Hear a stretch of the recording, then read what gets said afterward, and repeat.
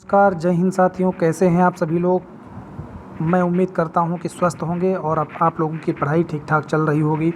मुख्य सेविका भर्ती परीक्षा में हम लोग वृद्धि एवं विकास के विषय में पढ़ रहे थे। ये जो है 7वां लेक्चर है। इससे पहले 6 वीडियो हो चुके हैं। अगर आप लोगों ने नहीं देखे हैं तो प्लेलिस्ट इसकी बनी हुई है मुख्य सेविका के नाम से, जा कर के आप लोग वीडियो के प्लेलिस्ट में देख सकते हैं। जैसा कि आप लोगों को पता है कि रोज़ ये क्लास 6 बजे स्टार्ट हो जाती है, तो अपने निर्धारित समय के अनुसार मैं ये क्लास लेकर के आ गया हूँ। अगर चैनल पे आप लोग नए हैं तो इसको सब्सक्राइब कर लीजिए, साथ ही बेल आइकन को प्रेस कर दीजिए ताकि वीडियो से संबंधित कोई भी अपडेट आप मिस ना करें।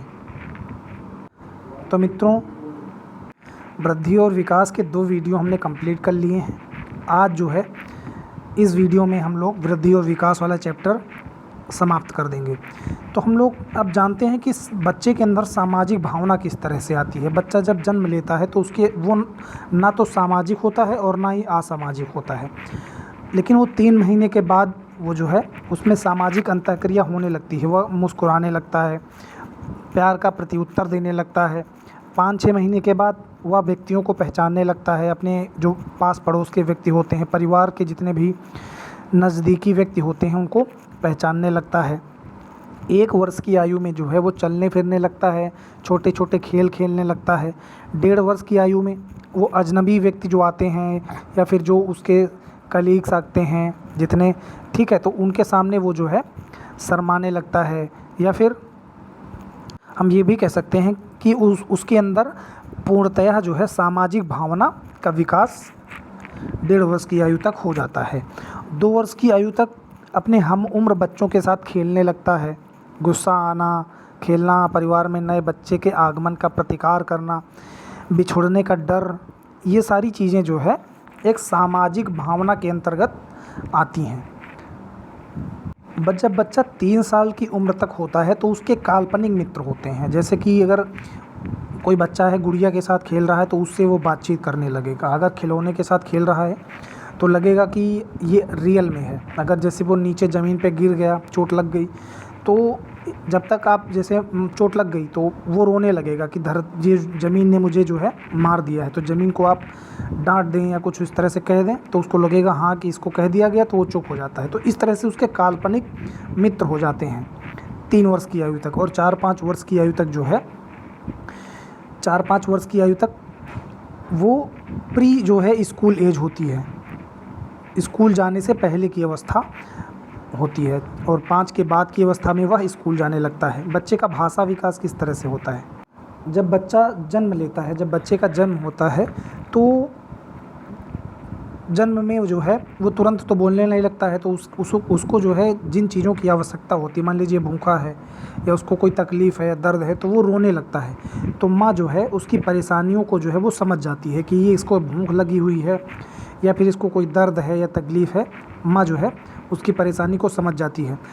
3 माह का जब होने लगता है बच्चा, जब 3 माह का हो जाता है तो जब आप उसे गोदी में उठाएंगे तो वो हंसेगा, प्रसन्न होगा, या फिर अगर नहीं खुश है तो वो रोने लगेगा। इस तरह से विकास होता है। 6-7 महीने में वो छोटे छोटे शब्द बोलने लगता है, जैसे माँ बोलेगा, बा बोलेगा, इस तरह के शब्द जो है दोहराने लगता है। 9 महीने तक आते आते कुछ शब्द जो है वो पूरा बोलने लगता है, जैसे मम्मी, पापा, इस तरह के शब्द बोलने लगता है। 1 साल का होते होते उसका भाषा विकास जो है धीरे धीरे हो जाता है। वो ठीक ठाक शब्दों को जोड़ कर बोल लेता है। 2 से 3 साल का जब हो जाता है तो उसका वो जो है वाक्यों का प्रयोग करके पूर्णतः बोलने लगता है। और 5 वर्ष की आयु जब हो जाती है तो एक बच्चे की शब्दावली जो होती है वो 5000 शब्दों की होती है। ये नोट कर लेंगे, क्वेश्चन यहाँ से पूछा जाएगा। अब हम लोग जान लेते हैं कि बच्चे का संज्ञानात्मक विकास किस तरह से होता है। तो जन्म से लेकर के 5 वर्ष तक सबसे पहले जान लेते हैं कि उसका संज्ञानात्मक विकास किस तरह से होता है। तो बच्चे के अंदर वस्तु स्थायित्व की भावना होती है। वस्तु स्थायित्व का मतलब है कि वो जिस चीज़ को देखता है उस पे विश्वास करता है, उसको सजीव मान लेता है। जैसे गुड़िया को देखेगा तो यही सोचेगा कि इसमें भी जान है, उससे बातचीत करने लगता है। आत्म केंद्रित की भावना होती है, आत्म केंद्रित या अहम केंद्रित की भावना होती है। मतलब कि जो चीज़ अगर किसी चीज़ की डिमांड है या फिर अगर कोई चीज़ चाहिए तो सिर्फ उसे ही चाहिए, फिर दुनिया कोई मतलब किसी का नुकसान हो फ़ायदा उससे नहीं, मतलब रोने लगेगा तो रोता ही रहेगा जब तक वो चीज़ उसे मिल ना जाए। तो इसलिए कहते हैं आत्म केंद्रित की भावना होती है। तर्कपूर्ण ढंग नहीं होता है, तर्कपूर्ण जो है उसके पास ढंग नहीं होता है। क्वेश्चन यहाँ से भी पूछे जाते हैं तो आप लोग इसको नोट कर लेंगे। उसकी सोच जो होती है तर्कपूर्ण नहीं होती है। विश्वास करता है कि सभी चीज़ें जीवित हैं, सभी जितने भी चीज़ें हैं उसमें जान है। काल्पनिक खेलों में वो लिप्त रहता है, काल्पनिक प्रकार के खेलों में लिप्त रहता है। ऊपरी दिखावट से जो है वो धोखा खा जाता है। चंचल प्रवृत्ति क्या होता है, स्मरण शक्ति जो होती है सीमित होती है। कारण संबंधों को समझ नहीं पाता है, आप कोई बात बताएंगे तो उसको समझ नहीं पाएगा। आकार, रंग, संख्या, दिन आदि की अवधारणा धीरे धीरे वो समझने लगता है। बहुत ज़्यादा जिज्ञासा होती है, कोई चीज़ जानने में जो है, कोई चीज़ बहुत सारे क्वेश्चन, बहुत सारे प्रश्न पूछता है, बहुत सारा जो है जिज्ञासु प्रवृत्ति के यहाँ पर ज़्यादातर बालक देखे जाते हैं। अब हम लोग देखेंगे कि बच्चों की देखभाल किस तरह से करनी चाहिए। एक क्वेश्चन मैं आप लोगों से पूछना चाहूँगा, एक बात मैं बताना चाहूँगा कि मैं अपने इसी चैनल पे प्रैक्टिस क्वेश्चन के तौर पर जो है जितने भी आपके सिलेबस में जितने भी टॉपिक दिए गए हैं बारी बारी से जो भी पढ़ाते जा रहा हूँ। जितने जैसे मान लीजिए 2-3 चैप्टर ख़त्म हो जाएंगे, तो जितने भी चैप्टर ख़त्म हो जाएंगे तो उनसे संबंधित प्रश्नों का की श्रृंखला मैं स्टार्ट करने वाला हूँ। तो वो सुबह के टाइम रखा जाए, सुबह 6 या 7 बजे रखा जाए या शाम के समय रखा जाए। जितने भी लोग हैं कमेंट बॉक्स में बता देंगे, सुबह 6 या 7 बजे सही रहेगा।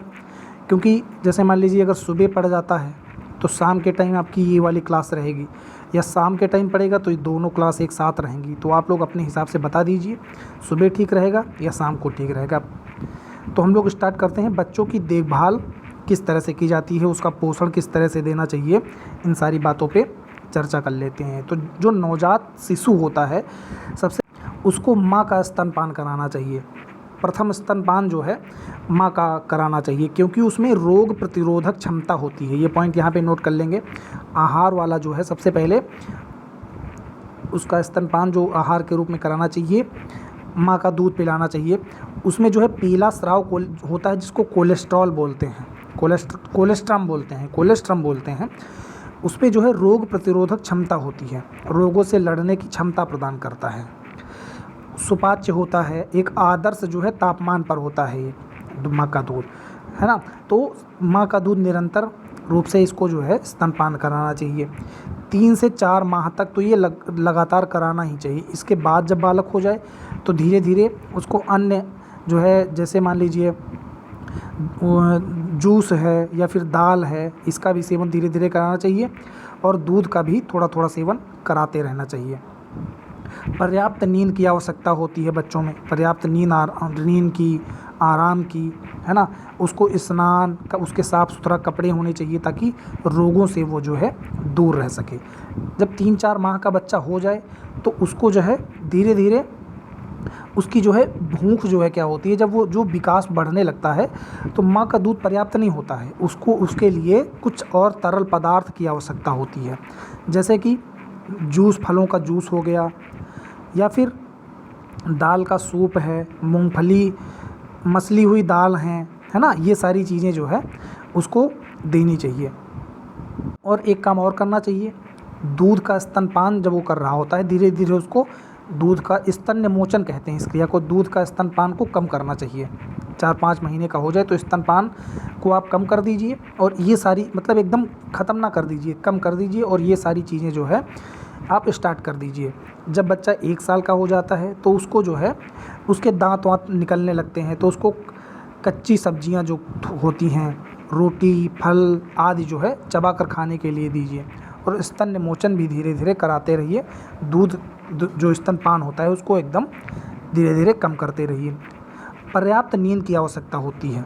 पर्याप्त नींद जब बच्चा पाता है तो वो रोगों से मुक्त होता है, विकास उसका आसानी से हो जाता है। हष्ट-पुष्ट जो है होना बच्चे के लिए नींद जो है बहुत ज़रूरी होती है। बच्चे में नींद की अवधि जो होती है प्रत्येक माह में अलग अलग होती है। जब बच्चा जन्म लेता है तो उस समय वो बहुत ज़्यादा वो नींद ही में रहता है ज़्यादातर। 20 से 22 घंटे प्रति जो है दिन सोता है 24 घंटे में। जब 2 से 6 माह तक का हो जाता है तो 16 से 18 घंटे सोता है, और जब 6 से 12 माह का हो जाता है तो 12 घंटे प्रतिदिन सोता है। दोपहर में सोएगा, सुबह सोएगा, रात में सोएगा, इस तरह से नींद पूरी करता है। 1 से 2 वर्ष में जो है 12 घंटे रात की नींद वो लेने लगता है। 2 से 5 वर्ष की आयु में 8 से 10 घंटे की नींद उसको जो है चाहिए होती है। तो इतनी नींद जो है बच्चों के लिए स्वस्थ रहने के लिए आवश्यक होती है। बच्चे को स्नान प्रतिदिन कराना चाहिए। अगर गर्मियों का मौसम है तो प्रतिदिन स्नान कराना चाहिए। पानी जो है आप इस्तेमाल करेंगे वो 85 डिग्री फ़ारेनहाइट उसका टेम्परेचर होना चाहिए। अगर ठंडी का मौसम है तो एक दिन अल्टरनेट करके भी आप स्नान करा सकते हैं। साफ़ सुथरा कपड़े होने चाहिए, गंदे नहीं होने चाहिए। जैसे कि जो आप जूते या कपड़े या जो भी टोपी लगाते हैं तो साफ़ सुथरी होनी चाहिए, जिससे कि बीमारियां ना होने पाएँ। हल्के और मुलायम कपड़े होने चाहिए। बच्चे की रोग प्रतिरोधक क्षमता को बढ़ाने के लिए, बच्चा जब पैदा हो तो उसको कोई रोग ना होने पाए, इसके लिए विभिन्न तरह के टीके होते हैं, है ना। जैसे कि जब जो स्त्रियां होती हैं, जब गर्भवती होती हैं तो टेटनस का टीका लगाया जाता है। कब लगाया जाता है? जब गर्भावस्था के प्रारंभ में होती, गर्भावस्था की स्थिति होती है, उस समय लगाया जाता है। और जो है टिटनेस का टीका इसलिए लगाया जाता है क्योंकि जब बच्चा जन्म ले तो उसको जो है टिटनेस ना होने पाए। 1 साल से कम का जब बच्चा होता है तो उसको BCG का टीका लगाया जाता है। बैसिलस कैलमेट ग्वेरिन वैक्सीन जिसको बोलते हैं, ये लगाया जाता है। ये 6 रोग जिसको बोलते हैं ट्यूबरकुलोसिस से ये बचाव करता है। पोलियो की दवा उसको पिलाई जाती है ताकि उसको पोलियो ना होने पाए। 6 रोग से बचाने के लिए BCG का टीका लगाया जाता है, टेटनस का टीका लगाया जाता है। ये अलग अलग तरह के टीके लगाए जाते हैं। आप लोग इसका स्क्रीनशॉट यहाँ पे ले सकते हैं और आप लोग इसको पढ़ लेंगे, यहाँ से भी क्वेश्चन पूछे जाते हैं। अब हम लोग जान लेते हैं कि बच्चों की व्यवहारगत समस्याओं के बारे में, उनका बिहेवियर कैसा रहता है। मान लीजिए कि बच्चा ऐसे वातावरण में पल रहा होता है जहाँ पर उनको बोलने की आज़ादी नहीं दी जाती है। बार बार जब बच्चे कुछ कहना चाहते हैं तो उनको टोक दिया जाता है, उनको दब्बू बना के रखा जाता है ना। तो ऐसे वातावरण में जो बच्चे पल रहे होते हैं तो वो अनुचित व्यवहार करने लगते हैं, गाली गलौज करने लगते हैं, किसी दूसरे से मिलेंगे तो उसको मारपीट करने लगते हैं, है ना। तो इस तरह से जो है उनका शारीरिक विकास जो होता है, तो शारीरिक विकास उनका सही ढंग से नहीं हो पाता है। मेंटलिटी जो है उनकी अलग बन जाती है। तो बच्चों को दब्बू नहीं बनाना चाहिए। जब माता पिता और शिक्षक बच्चों से अत्यधिक जो है उपेक्षा रखते हैं कि जैसे मान लीजिए कोई परीक्षा है तो उसमें पास हो जाएगा, नहीं 100% मान ही लेते हैं, है ना। तो इस तरह से भी जब उपेक्षाओं पे खरे नहीं उतरते हैं तब भी उनके व्यवहार में परिवर्तन दिखाई देता है। जब माता पिता आपस में झगड़ रहे होते हैं, लड़ रहे होते हैं या फिर पारिवारिक माहौल बिगड़ जाता है, उस समय भी बच्चा अनुचित व्यवहार करने लगता है। जब बच्चे के जीवन में कोई संकट आता है, मान लीजिए उनका कोई छोटा भाई बहन का जन्म हुआ और उसी समय उनके परिवार में किसी की मृत्यु हो गई, तब भी वो जो है अनुचित व्यवहार करने लगेगा। वो चीज़ उनके दिमाग में जो है बैठ जाती है, सेट हो जाती है। जब बच्चा शारीरिक तौर पर सक्षम नहीं होता है, मान लीजिए लंबे समय से वो बीमार रहता है या फिर विकलांग है या फिर कोई ऐसे ग्रस्त से जो है ग्रसित है, तो भी उसके मानसिक स्थिति उसकी सही नहीं हो पाती है। तो इन समस्याओं को माता पिता को जो है दूर करना चाहिए। बच्चे को अपने पास बैठाना चाहिए, उनसे पूछना चाहिए कि उनकी तकलीफ़ों को सुनना चाहिए। उनको डांटने मारने के बजाय, उनका मजाक उड़ाने के बजाय उनको क्या समस्या है, क्या तकलीफ़ है, इन सारी चीज़ों को जो उनसे उनसे बातचीत करनी चाहिए और समस्या को सुलझाने का प्रयास करना चाहिए। इस तरह से बच्चे की समस्या दूर हो जाएंगी और काफ़ी हद तक जो है उनके स्वभाव में परिवर्तन भी देखने को मिलेगा। बच्चे के व्यवहार जो है, जब दूसरे बच्चों को मारने लगते हैं तो क्या होता है। जैसे मान लीजिए यहाँ पे जो तालिका दी गई है, इसका स्क्रीनशॉट आप लोग ले लीजिए। इसमें क्या करना चाहिए बच्चे के साथ और क्या नहीं करना चाहिए। उसको मारना पीटना नहीं चाहिए, उसके ऊपर ध्यान देना चाहिए, है ना। इसका आप लोग स्क्रीनशॉट ले लीजिए, इम्पॉर्टेंट है। यहाँ पे जितनी भी चीज़ें दिखाई गई हैं, जूम आउट कर देता हूँ मैं। अब हम लोग बात कर लेते हैं कि इस चैप्टर में हम लोगों ने क्या क्या पढ़ा। तो सबसे पहले अभिवृद्धि या फिर वृद्धि और विकास में 0 से 5 वर्ष के बच्चों के विकास के बारे में हमने पढ़ा। विकास कितने तरह के होते हैं। एक जैविक विकास, जिसको कि जो माता पिता से मिलता है, और गत्यात्मक विकास हम लोगों ने पढ़ा। ये 2 प्रकार के होते हैं, सिफेलोकॉडल और प्रॉक्सिमोडिस्टल। इस विषय में हम लोगों ने पढ़ा। सिरोन्मुखी जो सिर की तरह से विकास होता है, और जो मध्य भाग से जो विकास होता है, इस विषय में हम लोगों ने पढ़ा। संज्ञानात्मक प्रक्रिया हमने पढ़ी और सामाजिक प्रक्रिया ये पढ़ी। संज्ञानात्मक प्रक्रिया में भाषा विकास, सामाजिक और भावनात्मक विकास हम लोगों ने पढ़ा। और अभिवृद्धि और विकास को प्रभावित करने वाले कारक, बच्चों की देखभाल, बच्चों के व्यवहार और समस्याओं के बारे में हम लोगों ने इस सारे चैप्टर में हम लोगों ने पढ़ लिया है। अगर आप लोग इसका स्क्रीनशॉट लेना चाहते हैं तो इसका भी स्क्रीनशॉट ले लीजिए। ये चैप्टर ख़त्म हो गया है। और जो मैंने आप लोगों को बताया था कि जो इसका प्रैक्टिस सेट मैं स्टार्ट करने जा रहा हूँ, उसका समय सुबह रखा जाए या शाम का रखा जाए, नीचे कमेंट बॉक्स में कमेंट करके ज़रूर बताएंगे। अगर चैनल पर नए हैं तो चैनल को सब्सक्राइब कर लीजिए, बेल आइकन को प्रेस कर लीजिए, ताकि जितने भी वीडियो आते हैं वो आप लोग मिस ना करें। Thank you.